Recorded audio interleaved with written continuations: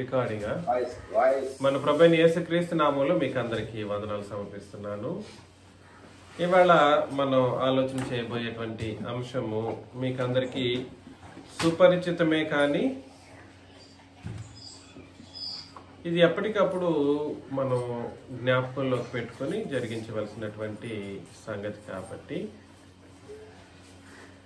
ఈ విషయాన్ని మీకు మీ ముందు ఉంచడానికి నేను ప్రయత్నం చేస్తున్నాను.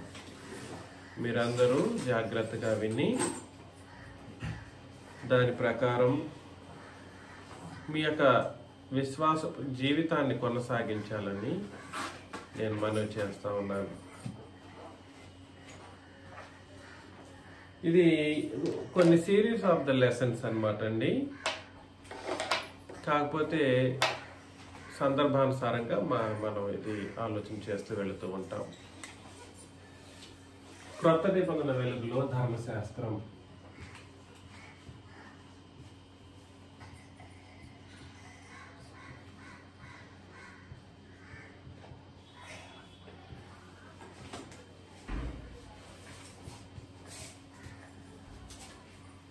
ఏంటండి ఇది?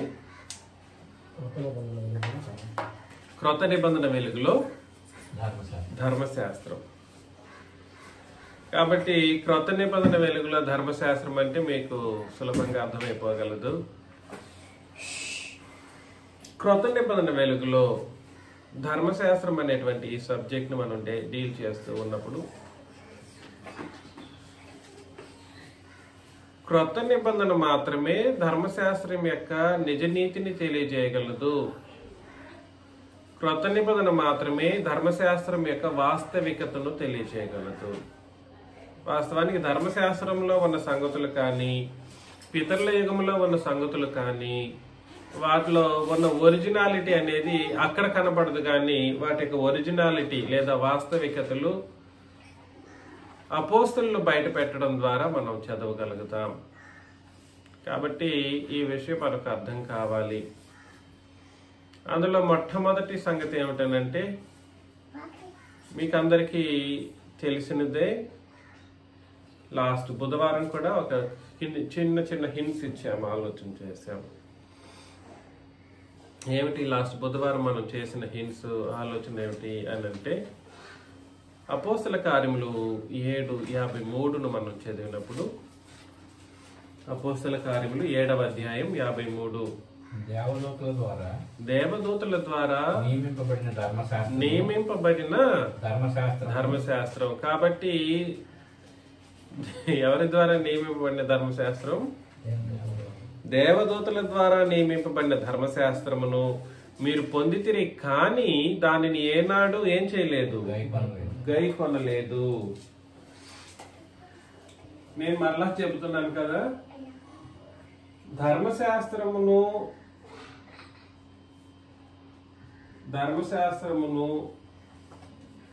చదువుతూ ఉన్నప్పుడు పాత నిబంధనలో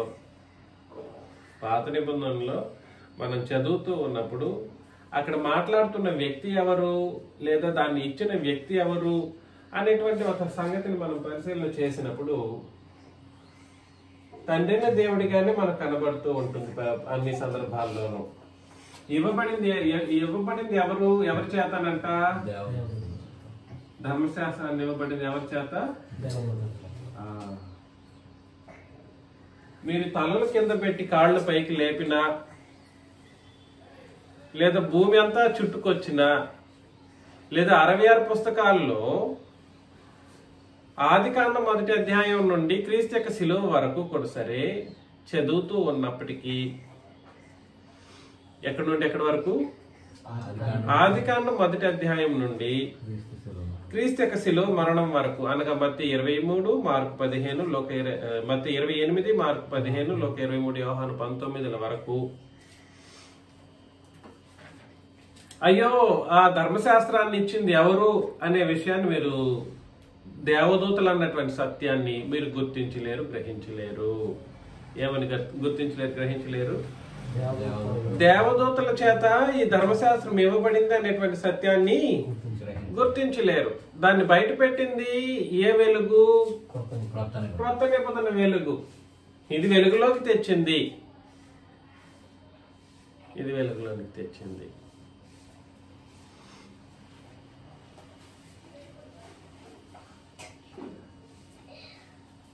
రోమపత్రికలో 7వ అధ్యాయం.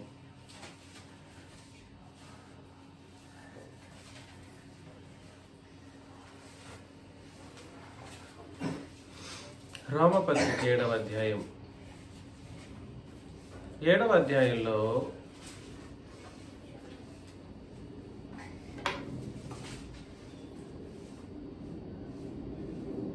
ఎన్నో వచనం అది?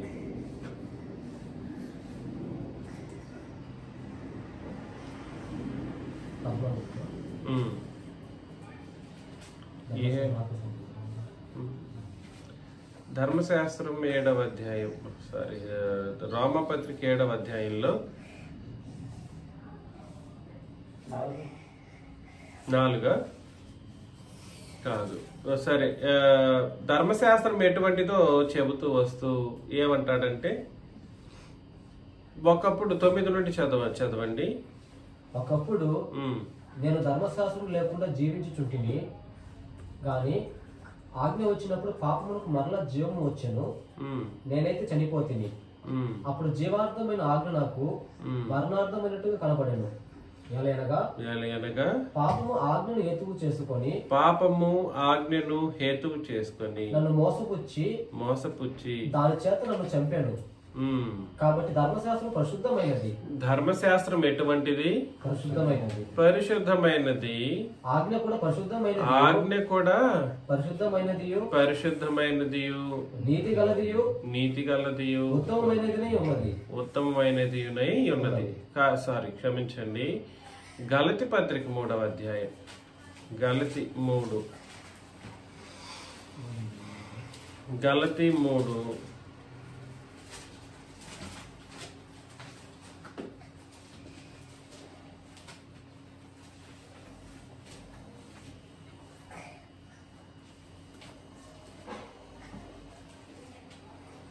19.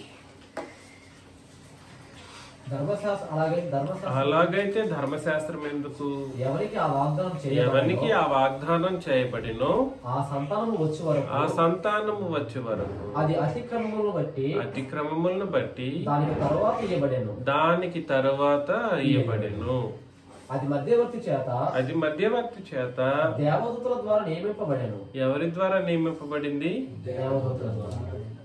మధ్యవర్తి చేత దేవదూతల ద్వారా నియమింపబడింది. మధ్యవర్తి ఎవరు? మోషే.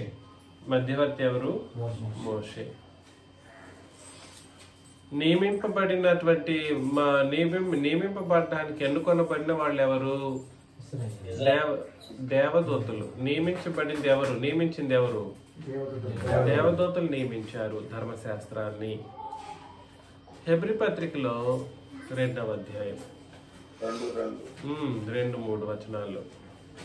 హెబ్రీ పత్రిక 2వ అధ్యాయం దేవదూతల ద్వారా పలకబడిన వాక్యము ఏంటంటండి? దేవదూతల ద్వారా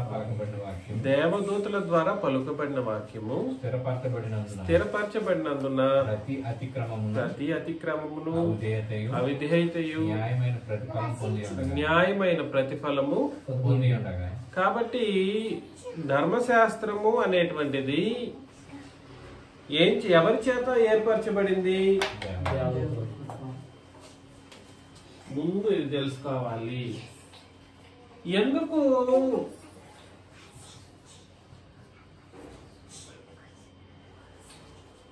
ధర్మశాస్త్రం అనేది తప్పైనది కాదు. నేను అలా చెప్పడం కోసం కాదు ఇక్కడ మాట్లాడుతున్నది. అందుకోసం ఇప్పుడు 7వ అధ్యాయంలో చదివిన రామపత్రిక అది ఎటువంటిది? అది జ్ఞాన సత్య స్వరూపమైనదంట. జ్ఞాన సత్య స్వరూపమైనది, పరిశుద్ధమైనది, ఉత్తమమైనది, నీతి కలిగినది, విశ్వాసమునకు మూలమైనది కూడా అది. విశ్వాసానికి మూలమైనది అది. అయితే దాన్ని నేను తప్పుగా ఇక్కడ చెప్పట్లేదు. I'm not telling it in that way. ఈ క్రొత్త నిబంధన యొక్క వెలుగులో చదువుతూ ఉన్నప్పుడు ధర్మశాస్త్రం యొక్క వాస్తవికతను తెలియజేసేటువంటి సందర్భంలో దాన్ని నియమించింది ఎవరో మనం ఆలోచన చేస్తూ ఉన్నాం. ఎవరు నియమించారంట? దేవదూతలు నియమించారు. ఒక వచనంతో కాదు, 3 వచనాలు మనం పరిశీలన చేశాం. ఈ క్రొత్త నిబంధనలో ధర్మశాస్త్రాన్ని దేవదూతలు బయట పెట్టినట్లుగాను ఎక్కడ చదవలేము. పాత నిబంధనలో మీరు చూడలేరు, చెప్పలేరు. ఎవరైనా నాతో ఛాలెంజ్ చేయాలనుకుంటే కూడా కుదరదు, వద్దు. మీరు ఆ ఛాలెంజ్లు విరమించుకోండి. ఇప్పుడే ముందుగానే రిజల్ట్ కూడా చెప్పేస్తున్నాను.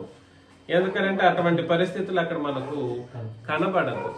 కాబట్టి మిమ్మల్ని నేను ప్రేమతో హెచ్చరిస్తున్న విషయం ఏమిటనంటే, ధర్మశాస్త్రం ఇచ్చింది ఎవరు? ఎవరి చేత నియమించబడింది?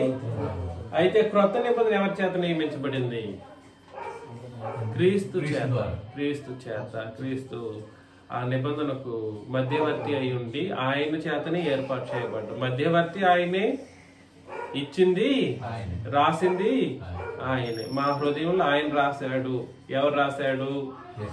యేసు ప్రభు రాశాడు అని అపోస్తలులు అంటారు అన్నమాట. రోమీయులకు రాసిన పత్రిక 3వ అధ్యాయం.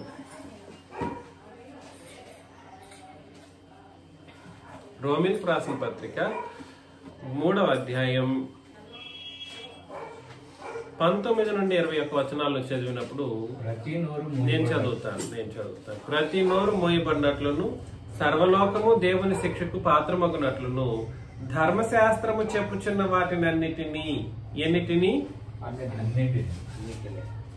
ధర్మశాస్త్రము చెప్పుచున్న వాటినన్నిటినీ ధర్మశాస్త్రమునకు లోనైన వారితో చెప్పుచున్నదని ఎరుగుదుము. కాబట్టి ఎవరి చేత ఇవ్వబడింది?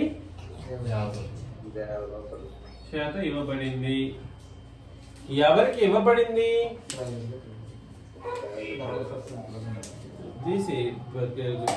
గ్రీన్ ఏంటండి?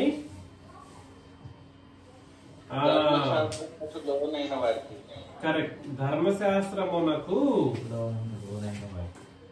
లోనైన వారికి ఇవ్వబడింది. అది ఎవరికి ఇవ్వబడింది?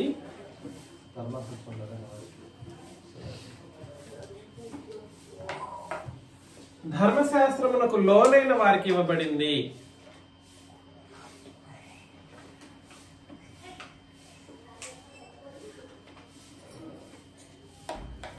ఏలయనగా ధర్మశాస్త్ర సంబంధమైన క్రియల మూలముగా ఏ మనుష్యుడును ఆయన దృష్టికి నీతిమంతుడని తీర్చబడడు. ధర్మశాస్త్రము వలన పాపమనగా ఎట్టిదో తెలియబడుచున్నది. ఇట్లుండగా ధర్మశాస్త్రమునకు వేరుగా దేవుని నీతి బయలుపడుచున్నది. దానికి ధర్మశాస్త్రమును ప్రవక్తలను సాక్ష్యమిచ్చుచున్నారు. చూడండి, ధర్మశాస్త్రము నాకు లోనైన వారికి ధర్మశాస్త్రము ఇవ్వబడింది. అందరికీ కాదు, లోనైన వారికి ఇవ్వబడింది. ఇప్పుడు నాకు కావాలి అనుకున్న వాళ్ళు కూడా ఏం చేయాలనంటే కొత్త నిబంధన నీతిని వ్యతిరేకించాల్సినటువంటి పరిస్థితి వాళ్ళకి ఉంది. ఎందుకు? ఇందులోని నీతి, ధర్మశాస్త్రపు నీతి ఏ నీతికి వేరుగా ఉంది? కొత్త నిబంధన నీతికి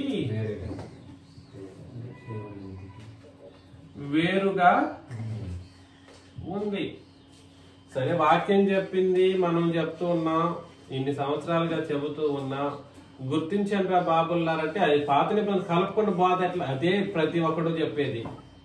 ఎవడు ఇంత టెక్నాలజీ, ఇంత చదువు, వయసు వచ్చినటువంటి వాళ్ళు కూడా, బాగా చదువుకున్న వాళ్ళు, వయసు అంటే ముసలితనంతో 10 సంవత్సరాలుగా స్కాలర్స్ అని చెప్పే వాళ్ళకు కూడా అర్థమవ్వకపోవడమో ఇంకేమో నాకు అర్థం కాదు. కానీ ధర్మశాస్త్రపు నీతి వేరు, క్రొత్త నిబంధన నీతి వేరు అంటే ఒప్పుకోలేని వాడు చాలా మంది తయారయ్యారు. చాలా మంది, ముసలోడు అట్లాగే ఉన్నాడు, యవనస్తుడు అలాగే ఉన్నాడు. ఇలా తయారయ్యారు ఈ మానవ జాతి. కాబట్టి ఎవరికి ఇవ్వబడింది ధర్మశాస్త్రం?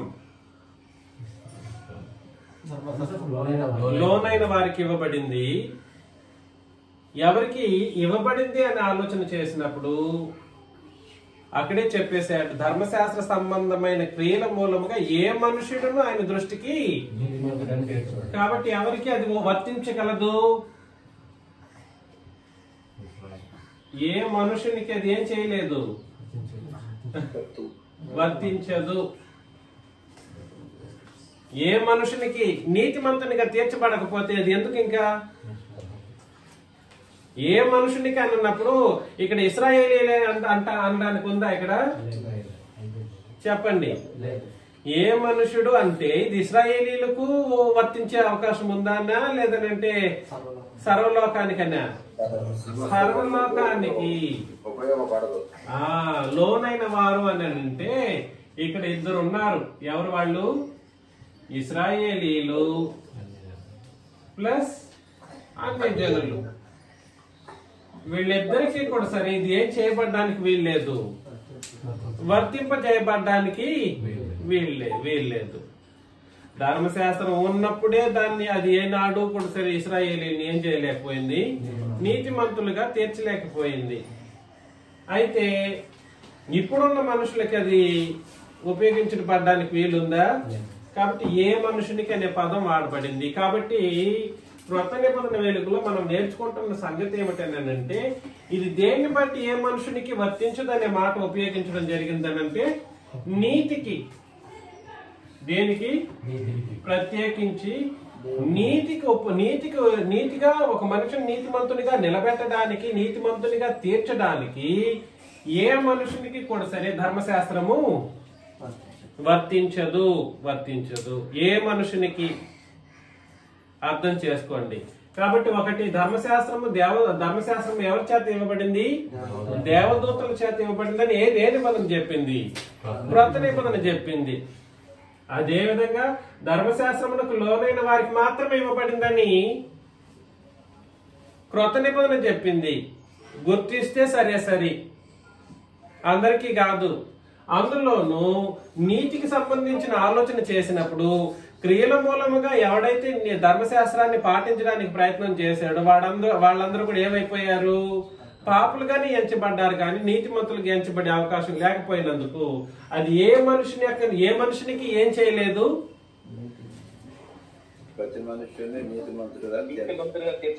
నీతిమంతునిగా తీర్చబడటకు అది ఉపయోగపడదు.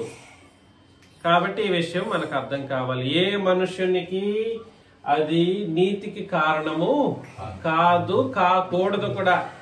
కాదు అని నేనంటే కాకూడదు అని అన్నట్లుగా, కాదు అని నేనంటే కావచ్చు, కుదురుతుంది అనేటువంటి వాళ్ళు ఎవరైనా ఉంటే వాళ్ళు గుర్తించవలసినటువంటి సంగతులు ఈ సంగతులు. అందుకని మిమ్మల్ని హెచ్చరిస్తున్న ఈ విషయాలను దయచేసి గుర్తించండి. కాకపోతే 21వ వచనంలో ఇట్లుండగా ధర్మశాస్త్రములకు వేరుగా దేవుని నీతి బయలుపరచబడుచున్నది, దానికి ధర్మశాస్త్రమును ప్రవక్తలను చెప్పేశారు. మా దగ్గరికి ఎందుకు వస్తారు? ఈ నిబంధనకి ఎందుకు వస్తారు? ధర్మశాస్త్రమే చెప్పింది నాయన వేరొక నీతి రాబోతుంది క్రీస్తునందు. ఆయన రక్తం కాల్చినప్పుడు అత్యంత గొప్ప నీతి రాబోతుంది అని ధర్మశాస్త్రం ముందుగానే చెప్పి పెట్టేసింది, ప్రవచనాల రూపంలో చెప్పింది. అది అక్కడ ఏం చేయబడలేదనంటే మర్మముగా పెట్టబడినందుకు అందులో నీతి ఏమైంది? క్రొత్త నిబంధనలో, పాత నిబంధనలో గాని రాబోయేటువంటి క్రొత్త నిబంధన నీతి ఒకటి వస్తుంది. ఆ నీతి ప్రకారమే మీరందరూ బ్రతకాలి అని ధర్మశాస్త్రం గాని బయలుపరిచి ఉండుంటే ఇప్పుడు అందరు ఎవరి కోసం ఎదురు చూస్తుంటారు? దేనికోసం ఎదురు చూస్తుంటారు? క్రొత్త నిబంధన నీతి కోసం ఎదురు చూస్తుంటారు. అది బాగా అర్థమైపోయిండేది. కానీ ధర్మశాస్త్రంలో ఆ విషయం పటాపంచులు చేయబడలేదు కాబట్టి ఈనాటికి ఇశ్రాయేలీలు ధర్మశాస్త్రాన్ని నిబంధనగా పెట్టుకొని ఈనాటికి ఇశ్రాయేలీలతో పాటుగా ఈనాడు క్రీస్తు సంఘాల్లో ఉన్నవాళ్ళు కానీ అపార్థం చేసుకున్నారు. కాబట్టి ఎక్కడైనా కూడా సరే ఒరిజినాలిటీ అర్థం కావాలంటే ఎక్కడికి రావాలి? క్రొత్త నిబంధనల దగ్గరకు రావాలి. అక్కడ చదివితే నీకు అర్థం కాదు. ఈ నీతి వేరు, రాబోయే నీతి వేరు అనే విషయాన్ని నువ్వు చూడలేవు అక్కడ. ఎక్కడ చూడలేవు? పాత నిబంధనలో చూడలేవు. అందుకని ఎక్కడికి వస్తే ఇది అర్థమవుతుంది, క్రొత్త నిబంధన దగ్గరకు వస్తే అర్థమవుతుంది. నేను చెప్పేది మీకు అర్థమవుతుందా? కాబట్టి ఈ విషయాలు మనం గుర్తు పెట్టుకోవాలన్నమాట. గలతీ పత్రికలోకి వెళ్ళిపోదాం. గలతీ పత్రిక 3వ అధ్యాయం 10 నుండి మనం చదువుతాం.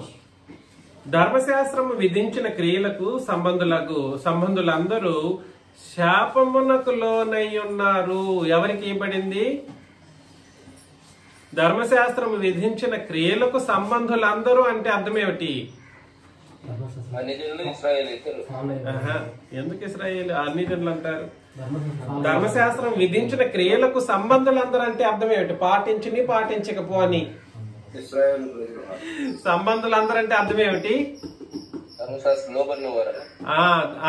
క్రియలకు సంబంధించిన వాళ్ళందరూ దేనికి లోనై ఉన్నారు? శాపమునకు లోనైనారు.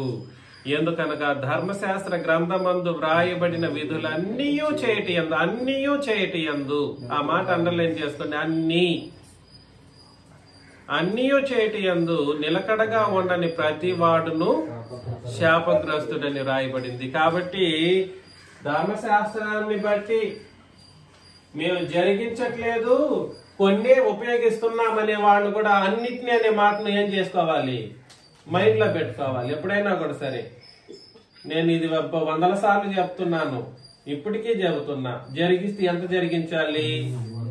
పాత నిబంధనలు జరిగించాలనుకుంటే నాకు కొన్ని వచనాలు చాలండి అనడానికి వీలు పడదు. దృష్టాంతాలు ఉపయోగిస్తానంటే కూడా కుదరదు. దృష్టాంతాలు ఉపయోగించేటప్పుడు ఉపయోగించు, కానీ క్రొత్త నిబంధన బోధగా చెప్పేటప్పుడు కాదు. ఇప్పుడు ఒకవేళ ఎంతకాలం నేను తప్పుగా చెప్పానేమో, మరొకసారి కూడా నేను రిపీట్ చేస్తున్నా. క్రొత్త నిబంధన బోధ అని చెప్పుకొని రొట్టె విరిచే రోజు చేసేటువంటి బోధలో పాత నిబంధన దృష్టాంతాలు సహితం కలపకూడదు. ఎందుకనంటే క్రొత్త నిబంధన ఆరాధనలో క్రొత్త నిబంధనే బోధించాలి. కాబట్టి ఎవడైనను ధర్మశాస్త్ర విధులన్నీ చేయటి యందు నిలకడగా ఉండకపోతే ఏమైపోతాడు? శాపగ్రస్తుడు. కాబట్టి ధర్మశాస్త్రం ఇవ్వబడింది ఎవరికి?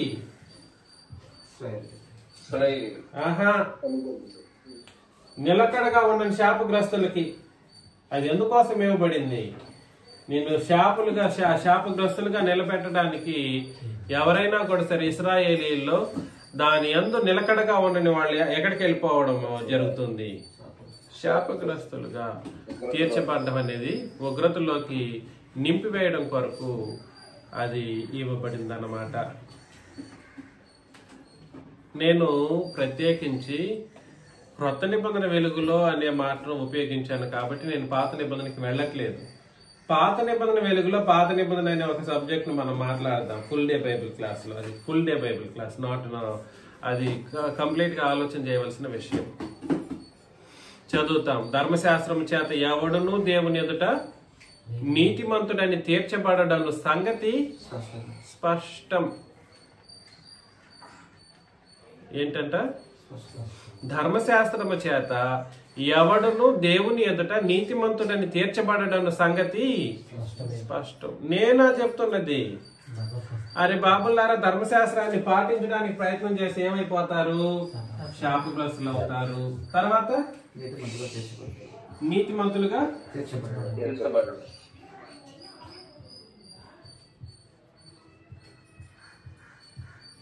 తీర్చబడడు. తర్వాత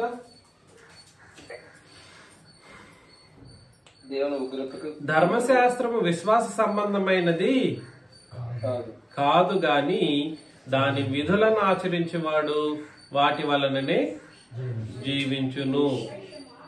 ఆత్మను గూర్చిన వాగ్దానం విశ్వాసం వలన మనకు లభించుటకు అబ్రహాము పొందిన ఆశీర్వచనము యేసుక్రీస్తు ద్వారా అన్ని జనులకు కలుగుటకే. ఎవరి ద్వారా? ఎవరికి? యేసుక్రీస్తు ద్వారా అన్ని జనులకు ఆశీర్వాదం కలగాలని క్రీస్తు మన కోసం శాపమై మనలను ధర్మశాస్త్రం యొక్క శాపము నుండి విమోచించెను. కాబట్టి ధర్మశాస్త్ర సంబంధులందరూ అని అన్నాడు అక్కడ. ఇంతకు ముందు మనం చదివాం, ధర్మశాస్త్రం విధించిన క్రియలకు సంబంధులందరూ అనే మాటను ఉపయోగించాడు. కాబట్టి ఆ సంబంధులందరూ కూడా సరే ఎప్పుడైతే పాపం చేశారో దాన్ని క్రియారూపం దాల్చడానికి ఆయన ప్రయత్నం చేసి సరైన మార్గంలో నడవలేకపోయారో వాళ్ళందరూ ఏమయ్యారని అర్థం, శాపగ్రస్తులయ్యారు. యేసు ప్రభు దాన్ని ఏం చేశారు, ఆ శాపాన్ని తన మీద వేసుకున్నారు. యేసు ప్రభు శాపం మొత్తం కూడా సరే శాపగ్రాహిగా ఆయన అయ్యారు. శాపగ్రస్తుడు ఆయన శాపగ్రస్తుడై మన కోసం అని అంటే సంఘం కోసం గురించి కాదు అక్కడ చెబుతున్నది. ఎవరి గురించి మాట్లాడుతున్నాడు, ధర్మశాస్త్రమును లోనైన వారి గురించి మాట్లాడుతూ ఉన్నాడు. కాబట్టి ధర్మశాస్త్రానికి లోనైన వాళ్ళు శాపగ్రస్తులని, ధర్మశాస్త్రం ఒక మనిషిని నీతిమంతునిగా తీర్చదు అనే సంగతిని పాత నిబంధనలో కనబడుతుందా? చెప్పాలి. అందరు నిద్రపోతున్నారా? ఏం తిమోతి గారు, ధర్మశాస్త్రాన్ని పాటిస్తే నువ్వు ఏ విధంగా ఆశీర్వదించబడతావు అని పాత నిబంధన చెబుతుందే తప్ప దాన్ని ఆచరించడం ద్వారా నువ్వు నీతిమంతుడిగా తీర్చబడలేవు అనేటువంటి సంగతిని ధర్మశాస్త్రం చెప్పదు. ఎందుకో నేను ఫ్యూచర్ లో మాట్లాడతాను, ఎందుకంటే అది చాలా పెద్ద సబ్జెక్ట్. ఎందుకు అనే మాటను ఫ్యూచర్ లో నేను మాట్లాడతాను. ఇది ఒట్టి మాటలతో చెప్పుకుంటూ పోయేది కాదు. మనం ఏం ఆలోచన చేస్తున్నామనంటే కొత్త నిబంధన వెలుగులో ధర్మశాస్త్రం అనే సబ్జెక్ట్ ని మనం డీల్ చేస్తున్నాం. మేబీ పార్ట్ 1 అని కూడా మీరు రాసుకోవచ్చు. It might go to any number. ఎన్ని నంబర్లైనా ఎన్ని పార్ట్లైనా మనం ఆలోచన చేసే అవకాశాలు ఉంటాయి. ధర్మశాస్త్రాన్ని క్రియారూపం దాల్చడం ద్వారా ఎవడైతే బ్రతికాడో వాడు శాపగ్రస్తుడు అనేది ఒక సారాంశం. ఏంటిదండి అది? సారాంశం. సారాంశాన్ని అనేక డెరివేషన్స్ ద్వారానే మనం ఏం చేయగలుగుతాం, వివరించగలుగుతాం. శాపగ్రస్తుడు తీరా అర్థమైంది ఏమిటంటే పౌలు గారికి, దాన్ని జరిగించకపోయినోడు శాపగ్రస్తుడని, దాన్ని జరిగించిన వాడు నీతిమంతునిగా తీర్చబడని. జరిగించకపోయినోడేమో శాపగ్రస్తుడు, జరిగించినోడు నీతిమంతుడిగా తీర్చబడడు అనేటువంటి సంగతి ఎవరికి అర్థమైంది? పౌలుకి అర్థమైంది. ఈ రోజు ఎవరికి అర్థమైంది? మనకు అర్థమైంది. ఎందుకు అనంటే మన యొక్క జీవితంలో క్రొత్త నిబంధన అంతగా మిళితమైపోయింది కాబట్టి మనకు అర్థమైంది. మనకి జీవితాలలో క్రొత్త నిబంధన అంతగా మిళితమయ్యింది. మనం దాని కొరకే బ్రతికున్నాం. నాకైతే అదే బ్రతుకు. మీకేమో మీ పిల్లల్లో లేదంటే మీ పిల్లల చదువులో లేదా మీ జీవితానికి సంబంధించిన ఉద్యోగాల్లో ఇంకేమన్నా నేను చెప్పలేను. కాకపోతే నేను చెప్పేది ఏమిటనంటే ఈ ధర్మశాస్త్రాన్ని పాటించని వాడు శాపగ్రస్తుడు, పాటించిన వాడేమో నీతిమంతుడిగా తీర్చబడడనే సత్యాన్ని బయటపెట్టింది ఏమిటి? పాత నిబంధన. దాన్ని పాత నిబంధనలో చదివితే అర్థమవుతుందా? చెప్పాలి అందరూ. ఏం లక్ష్మయ్య గారు నిద్రపోతున్నారా?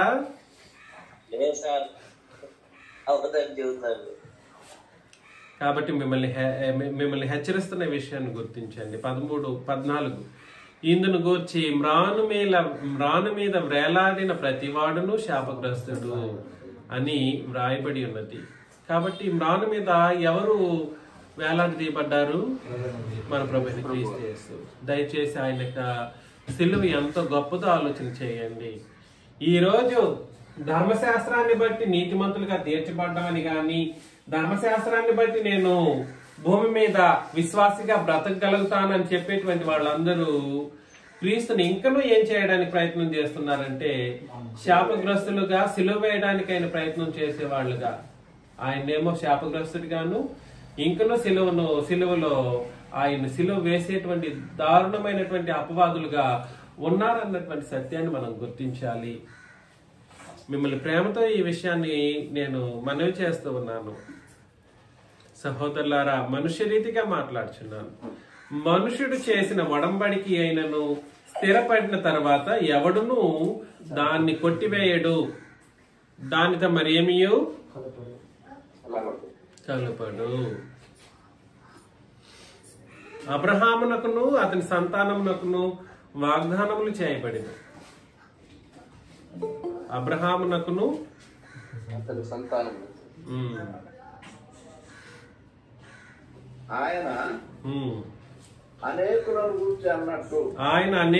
గూర్చి అన్నట్టు నీ సంతానములకును చెప్పగా ఒకని గూర్చి అన్నట్టే నీ సంతానమునకును అనేది ఆ సంతానం ఎవరు? క్రీస్తు. అబ్రహాము అతని సంతానం. ఇంకొక కొత్త క్యారెక్టర్ ఇక్కడ ఇంట్రడ్యూస్ చేయబడింది. క్రొత్త నిబంధనలో పితరులుగం నాటి వ్యక్తి ఎవరు? అబ్రహాము. క్రొత్త నిబంధనలో పితరులుగం నాటి వ్యక్తి అబ్రహాము. అప్పుడు అబ్రహాం గురించి చెబుతూ ఉన్నప్పుడు అక్కడ టైం కూడా మెన్షన్ చేస్తారు 17వ వచనంలో. నేను చెప్పినది ఏమనగా 430 సంవత్సరములైన తర్వాత, ఎన్ని ఇయర్స్ అండి? 430 ఇయర్స్. ఎక్కడి నుండి ఎక్కడి వరకు? అబ్రహాం నుండి. అబ్రహాం నుండి అని కూడా కాకుండా అబ్రహాముకి ఎప్పుడైతే దేవుడు ఆ వాగ్దానం చేశారో అప్పటి నుండి, అర్థమవుతుంది కదండి, అప్పటి నుండి ఎంతకాలము? 430 సంవత్సరాల తర్వాత. కాబట్టి ధర్మశాస్త్రం ఎప్పుడు వచ్చింది అంటే అర్థం ఏమిటంటే ఆది కాండం నుండి ధర్మశాస్త్రం లేదనే కదా అర్థం. దాని అర్థం ఈరోజు చాలా మంది అండి నాతో వాదనలు చేసేవాళ్ళు తోరా అని. తోరా అంటే ఈ పంచకాండాలని ధర్మశాస్త్రం అంటారని. ఈ ఏలూరు జాషువా గారి బ్యాచ్ ఉన్నారు చూడండి, వాళ్ళకంటే మూర్ఖులు ఈ లోకంలో ఎవరు ఉండరు. వాళ్ళకంటే మూర్ఖులు ఎవరు ఉండరు. ఊరికేనే పంచకాండాలు ధర్మశాస్త్రం అంటే పంచకాండాలని రుద్ది పెట్టాడు ఆయన. ఎట్లా చేశాడో నాకు తెలియదు కానీ దాన్ని అంతగా రుద్దుకున్నారు వీళ్ళ తలల్లో. ప్రతి ఒక్కడు ఎగురుతారు అసలు అట్లాగా.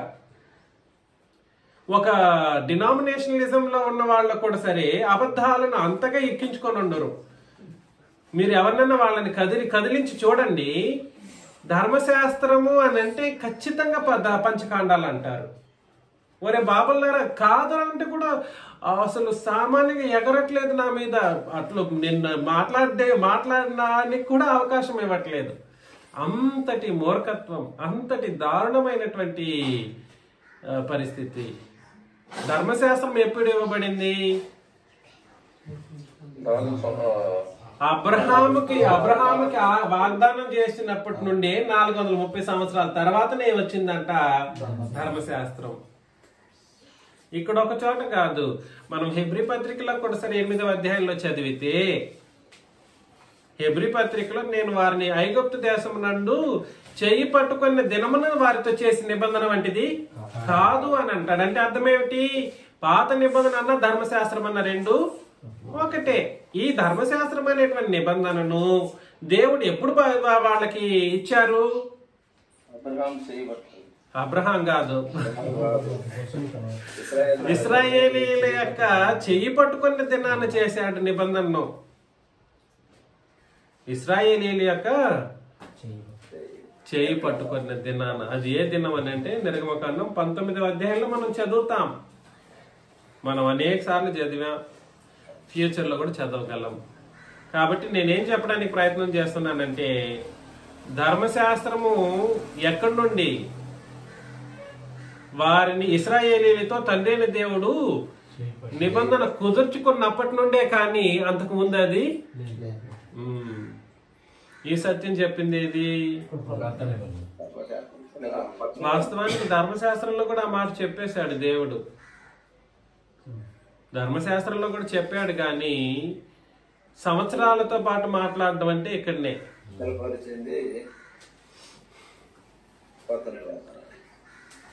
అంత చెప్పినా, ఇన్ని వచనాలు చూసినా కాలర్లు ఎగరేస్తారు, మేమే ఈ ప్రపంచానికి నీతిమంతులం అన్నట్లుగా. కానీ సత్యాన్ని గుర్తించండి రా బాబుల్లారా అని అంటే ఒక డబ్బుకి ఆహుతైపోయి భయపడిపోయి పారిపోయేటువంటి వాళ్ళు కొంతమంది అయితేను, సత్యం ప్రకారం బ్రతుకుతాం రండి అని అంటే గుర్తించలేని స్థితిలో వాళ్ళ యొక్క ఈగోను బట్టి దైవ సత్యాన్ని సహితం తృణీకరించేటట్లుగా మారిపోయింది నేటి ప్రపంచం. చదువుతాం. అయితే ఆ స్వాస్థ్యము ధర్మశాస్త్ర మూలంగా కలిగిన ఎడల ఇక వాగ్దాన మూలంగా కలిగినది కాదు.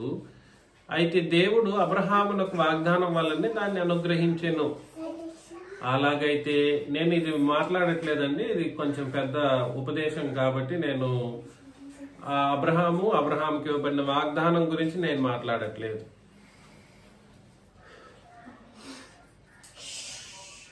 అలాగైతే ధర్మశాస్త్రం ఎందుకు? ఎవనికి ఆ వాగ్దానం చేయబడినో ఆ సంతానం వచ్చే వరకు అది అతిక్రమములను బట్టి దానికి తర్వాత ఇవ్వబడిను. ఏంటంట? ఎవనికి ఆ వాగ్దానం చేయబడినో ఆ సంతానం వచ్చే వరకు అది అతిక్రమములను బట్టి దానికి తరువాత ఇవ్వబడిను. అది మధ్యవర్తి చేత దేవదూతల ద్వారా నియమింపబడిను. జిస్ట్ ఆఫ్ ద ఇన్ఫర్మేషన్, సారాంశం మాకు అగైన్ ఇక్కడ ఎందువరకు ఇవ్వబడింది? ఎవరెవరైతే ధర్మశాస్త్రానికి లోనే బ్రతికుతారో వాళ్ళందరూ ఏమవుతారంట?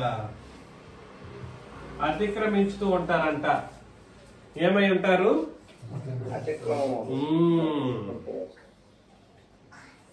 మధ్యవర్తి ఒకరికి మధ్యవర్తి కాడు గాని దేవుడు ఒక్కడే. ధర్మశాస్త్రము దేవుని వాగ్దానములకు విరోధమైన అట్లని రాదు. జీవింపచేయ శక్తి గల ధర్మశాస్త్రం ఇయ్యబడి ఉన్న ఎడల వాస్తవముగా నీతి ధర్మశాస్త్ర మూలముగానే కలుగును. ఇది మీకు మాత్రమే అర్థమవుతుంది. ఒకవేళ ఇప్పుడు గుర్తు రాకపోయినా నేను చెప్పింది నా బోధ యొక్క ఉపదేశం అదే.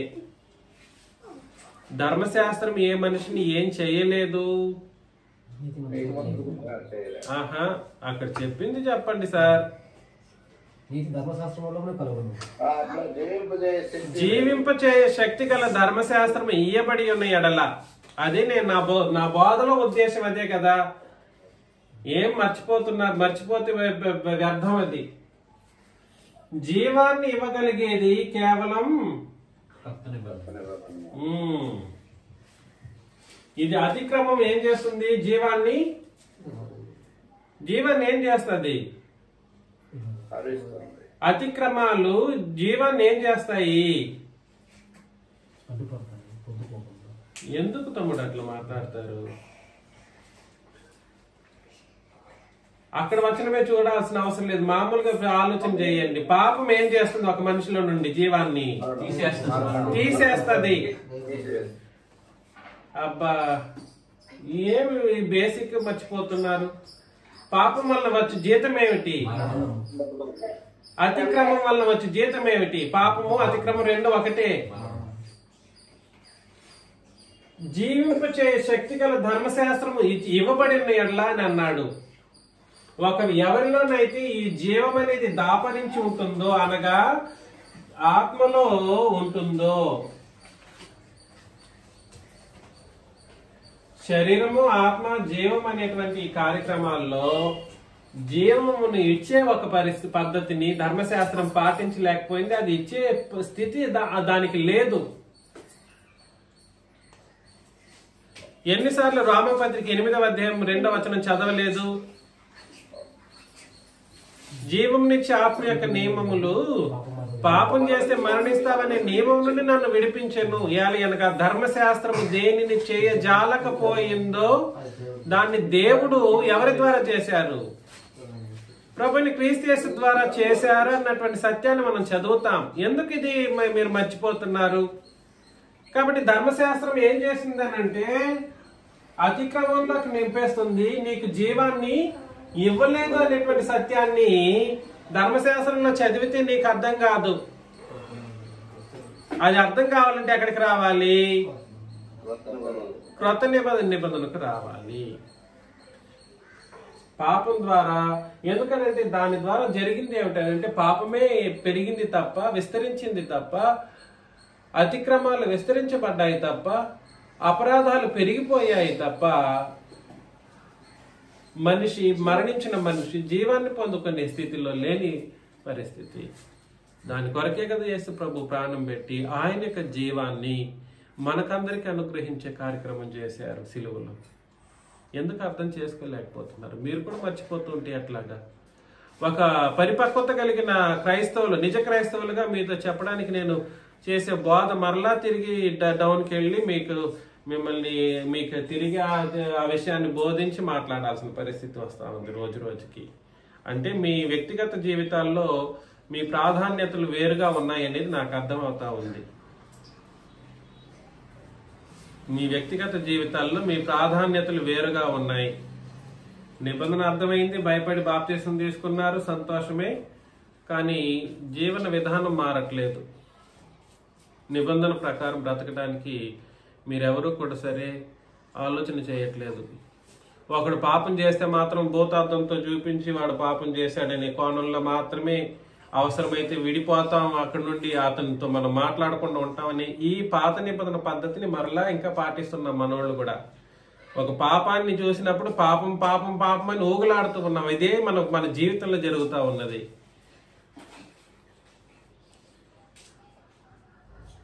చాలా కష్టం. 22 యేసుక్రీస్తు నందలి విశ్వాసం మూలముగా 21 నుండి మరొకసారి ధర్మశాస్త్రము దేవుని వాగ్దానములకు విరోధమైనదా? అట్లన రాదు. జీవింపచే శక్తి గల ధర్మశాస్త్రం ఇయ్యబడి ఉన్న యెడల వాస్తవముగా నీతి ధర్మశాస్త్రం మూలముగానే కలుగును గాని ఎవరిలోనైతే జీవం ఉంటుందో వాళ్ళే నీతిమంతులు. వాళ్ళు మాత్రమే చావు లేని స్థితిలో ఉన్నారు. వాళ్ళు పరలోకానికి వెళ్ళగలిగేటువంటి పరిస్థితి. ధర్మశాస్త్రం ఒక మనిషిని జీవములో నడిపించలేని పరిస్థితిలో ఉందన్న సత్యాన్ని మీరు గుర్తించండి. ఆ విషయాన్ని చెప్పింది ఏమిటి? క్రొత్త నిబంధన. ధర్మశాస్త్రం జీవాన్ని ఇస్తుందనే సత్యాన్ని మీరు చూపించగలరా అంటే చూపించలేరు. ఎక్కడ చూపించలేరు? ఇంకేదైనా పదాన్ని, జీవం అనే పదాన్ని చూపెట్టి కావాలంటే మాట్లాడతారేమో కానీ అక్కడ చెప్పబడిన జీవం అనేది వేరు. నేను చెప్తున్న జీవం అనేది సోల్ కి సంబంధించిన మాట. SOUL, సోల్ అనేటువంటి ఒక మాటకు సంబంధించినటువంటి విషయం. క్రీస్తు నందలి విశ్వాస మూలముగా కలిగిన వాగ్దానం విశ్వసించే వారికి అనుగ్రహింపబడినట్లు లేఖనము అందరినీ పాపములో ఏం చేసింది? లేఖనం అంటే ఏ లేఖనం? ధర్మశాస్త్రం అనే పాత నిబంధన లేఖనాలు ఆ మానవ జాతిని, ఇశ్రాయేలీయులను దేంతో బంధించి పెట్టింది?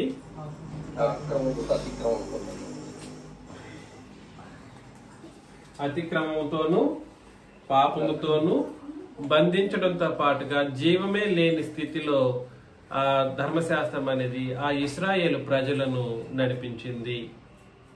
దీనివల్ల మనకు అర్థమయ్యేది ఏమిటనంటే, పాపములో బంధించి పెట్టిందిరా మిమ్మల్ని అందరినీ అని ఇప్పుడు అన్నాం అనుకోండి ఇశ్రాయేలు దేశాన్ని, లేదా పాపము అనేటువంటి ఒక విషయంలో ధర్మశాస్త్రము మిమ్మల్ని పాపంలో బంధించింది అనేటువంటి ఒక సంగతిని పాత నిబంధనలోనే చదివే ప్రయత్నం చేశామనుకోండి, వాళ్ళని పాపంలో బంధించినట్లుగా మనం చదవగలుగుతామా? చెప్పండి చెప్పండి.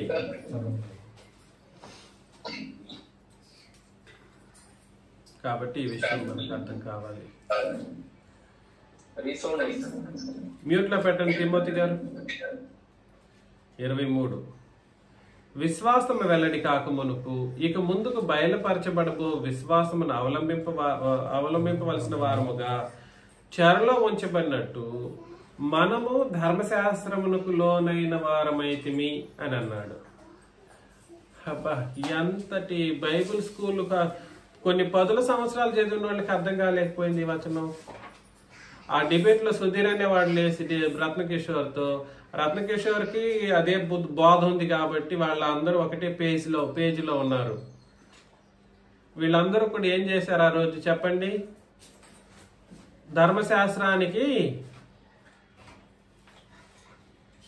ధర్మశాస్త్రం మనకు నెక్స్ట్ వచనంలో, కాబట్టి మనం విశ్వాస మూలమున నీతిమంతులమని తీర్చబడినట్లు క్రీస్తును అంతకు మనలను నడిపించుటకు ధర్మశాస్త్రం మనకు బాల శిక్షకుడాయను. మనకు అని అంటే సంఘానికంట. ఇంతకంటే దౌర్భాగ్యపు బోధ, ఇంతకంటే తప్పుడు బోధ ఇంకేమైనా ఉందా? రత్నకిషోర్ ఒక్కరే కాదు, వాళ్ళ బ్యాచ్ మాత్రమే కాదు, ఈ రోజు మనం తప్ప మిగిలిన వాళ్ళందరూ అది వంశీభూషణ్ కావచ్చు, అసలు లెక్కలోనే లేదు. దాడి ప్రకాష్ అనే వీళ్ళందరూ కూడా లెక్కల్లో లేరు. అసలు అతనికి ఏమీ తెలియదు, సున్నా.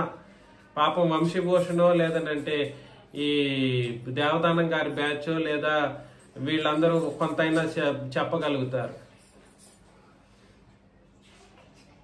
ఇట్లాంటి వాళ్ళు కొంతమంది ఉన్నారు. వీళ్ళందరూ ఏం పరిస్థితుల్లో ఉన్నారనంటే ఒక్క మన బ్యాచ్, మన సంఘం వాళ్ళు తప్ప ధర్మశాస్త్రం ఏమై ఉందంటారు? బాల శిక్షకుడు. ఎవరికి బాల శిక్షకుడు? మాకు బాల శిక్షకుడు. మీకు బాల శిక్షకుడు అంటే నువ్వు బాల్యంలోనే ఏం చేసుకుని ఉండాలి? నీకు బాల శిక్షకుడు అయితే నీ బాల్యంలోనే నువ్వేం చేసుకుని ఉండాలి? సున్నతి చేసుకోవాలి. అది మాత్రం వద్దంట, అది మాత్రం వద్దు. బాల శిక్షకుడు అయితే నువ్వు బాల్యంలో నువ్వు ఏం చేయాలో అది చెప్పేశాడు. అది నువ్వు చేసుకోకపోతే నువ్వు ఎలా బాల శిక్షకుడిగా దాన్ని గ్రహించగలవు, ఎక్కించుకోగలవు? విశ్వాసం వెల్లడి కాక మునుపు జరిగిన సంగతి గురించి కదా అక్కడ మాట్లాడుతున్నది. ఎప్పుడండి అది? విశ్వాసము వెల్లడి కాక మునుపు అది ఎవరికి బాల శిక్షకుడు? క్రొత్త నిబంధన విశ్వాసం అనేది బయలుపాటులోకి రాక మునుపు అది ఏమై ఉంది? బాల శిక్షకుడుగా ఉంది. ఎవరికి? మనకు అని అంటే అక్కడ చెప్పబడుతున్న ఇశ్రాయేలీలకు అది బాల శిక్షకుడు. నీకు కాదు, నాకు కాదు, సంఘానికి కాదు. అయితే విశ్వాసం వెల్లడి ఆయను గనుక ఇక బాల శిక్షకుని క్రింద ఉండం. ఈ వచనం చదవరండి. నెక్స్ట్ 25 కింద ఒక్క వచనం మాత్రం చదవరే. కింద ఏ వచనం ఉంది? వెల్లడి అయిపోయిందిరా బాబుల్లారా, ఇక నువ్వు ధర్మశాస్త్రం క్రింద లేదా బాల శిక్షకుని క్రింద.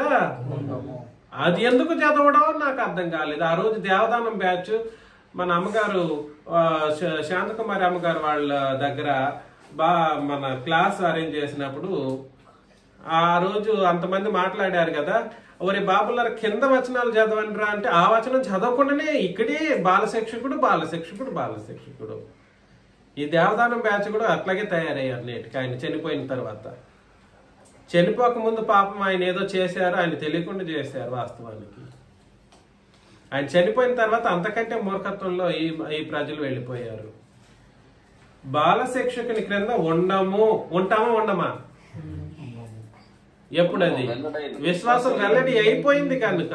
వెల్లడి కాక మునుపేమో బాల శిక్షకుడు మనకయింది, అంటే ఇశ్రాయేలీలకు, మనకంటే సంఘానికి కాదు. మరలా వెల్లడి ఆయన గనక ఇక బాల శిక్షణ క్రింద ఉండము అని అన్నప్పుడు ఎవరికి ఇవ్వబడింది ధర్మశాస్త్రం?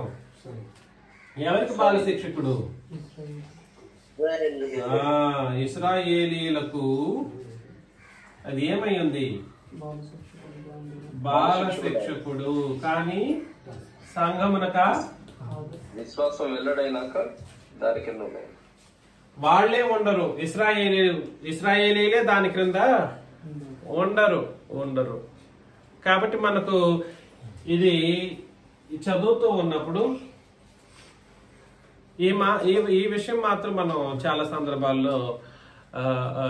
సందర్భాల్లో అంటే మలాకీ గ్రంథం వరకు చదువుతూ ఉన్నప్పుడు కూడా సరే, అక్కడున్న పరిశుద్ధమైన ప్రజలు లేదా ఇశ్రాయేలీలందరూ యేసు ప్రభు గురించి ఎదురు చూశారు.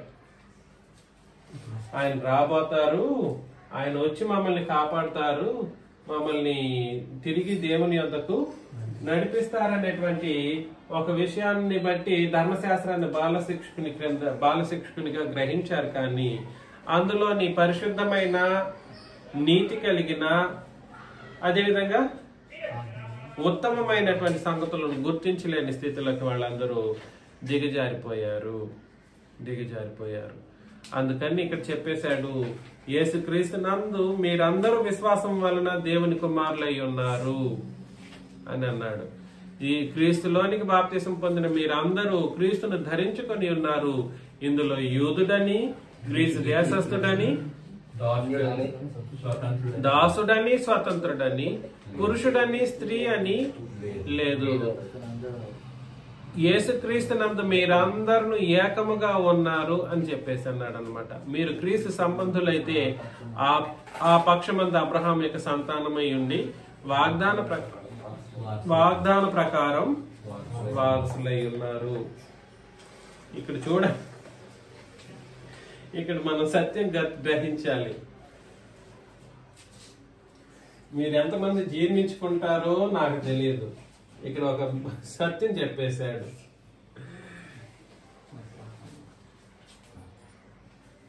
పరలోకపు వాగ్దానం ఏదైతే ఉందో అది ఎవరికి కాదని ఎవరికి అవునని అక్కడ నిర్ణయించడం జరిగింది. వాగ్దానం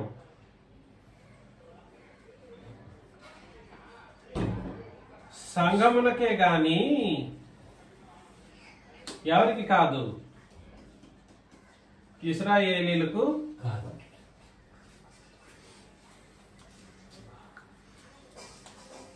అర్థమవుతుందని నేను చెప్పింది. అక్కడ యూదులు కూడా ఇక మీదట యూద స్థితిని వాళ్ళు వదిలేసుకుంటారు. యూదుడు గ్రీసు దేశస్థుడు అనే స్పెషాలిటీ ఏమీ లేదు. స్త్రీ పురుష భేదం లేదు. దీన్ని కూడా తప్పుగా అపార్థం చేసుకున్నారు. స్త్రీ పురుష భేదం లేదు అని అన్నందుకు ఏ విషయంలో స్త్రీ పురుష భేదం లేదు? బాప్తిసం పొందుకునే విషయంలోను, వాగ్దానాలను సంతరించుకునే విషయంలోను స్త్రీ పురుష భేదం లేదు. అలా చెప్తున్నాడు తప్ప బోధించటానికి భేదం లేదన్నట్టుగా చెప్తున్నారు. ఈ మధ్యలో దాన్ని మలుచుకున్నారు. ఎట్లా మలుచుకున్నారు? డినామినేషన్ వాళ్ళు దేవుని లెక్కలో స్త్రీ పురుష భేదం లేదు కాబట్టి ఎవరైనా బోధించవచ్చు. అక్కడ చెప్పింది ఏంటి? నువ్వు చదువుతున్నది ఏమిటి? నువ్వు అన్వయిస్తున్న మాట ఏమిటి? ఇందులో యూదుడని, గ్రీసు దేశస్థుడని భేదం లేదు, దాసుడని, స్వతంత్రుడని భేదం లేదు, పురుషుడని, స్త్రీ అని లేదు. యేసుక్రీస్తు నందు మీరందరూ ఏకముగా ఉన్నారు. మీరు క్రీస్తు సంబంధులైతే ఆ పక్షమందు అబ్రహాం యొక్క సంతానమై ఉండి వాగ్దాన ప్రకారం వారసులై ఉన్నారు. దేనికి వారసులు? పరలోకానికి వెళ్లే వాగ్దానం ఏదైతే ఉందో ఈ పరలోకానికి వారసులమయ్యేటువంటి ఒక పరిస్థితి ఎవరి కోసం అన్నటువంటి సంగతిని ఇక్కడ మాట్లాడుతూ ఉన్నాడు.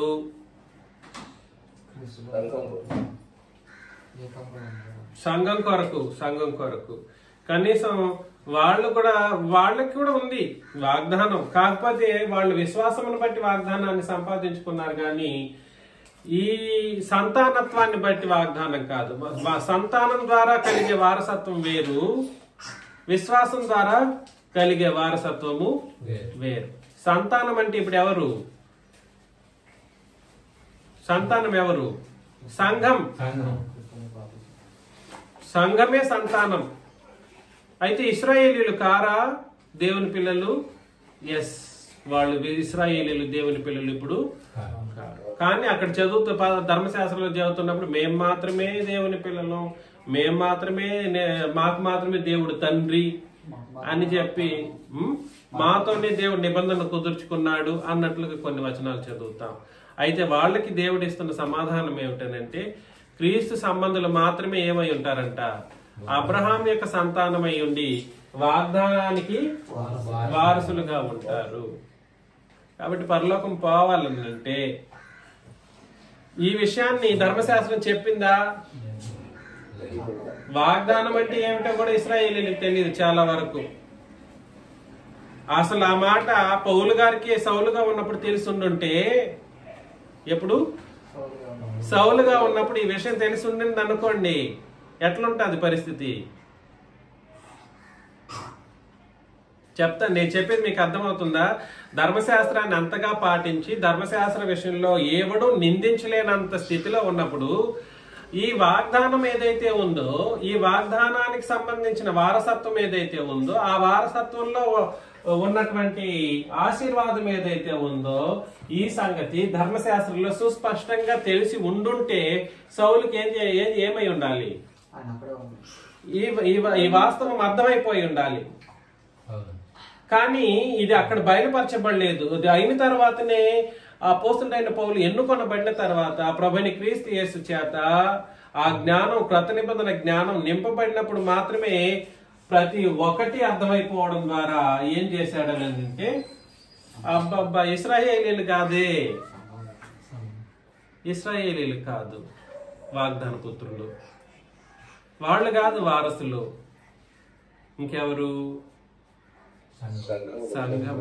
సంఘం. అర్థమవుతుంది కదండి? ఇది వ్యత్యాసం. మనం మిగిలిన సంగతులు మళ్ళీ ఆలోచన చేస్తాం. మీకు అందరికి క్రీస్తు నామములో వందనాలు.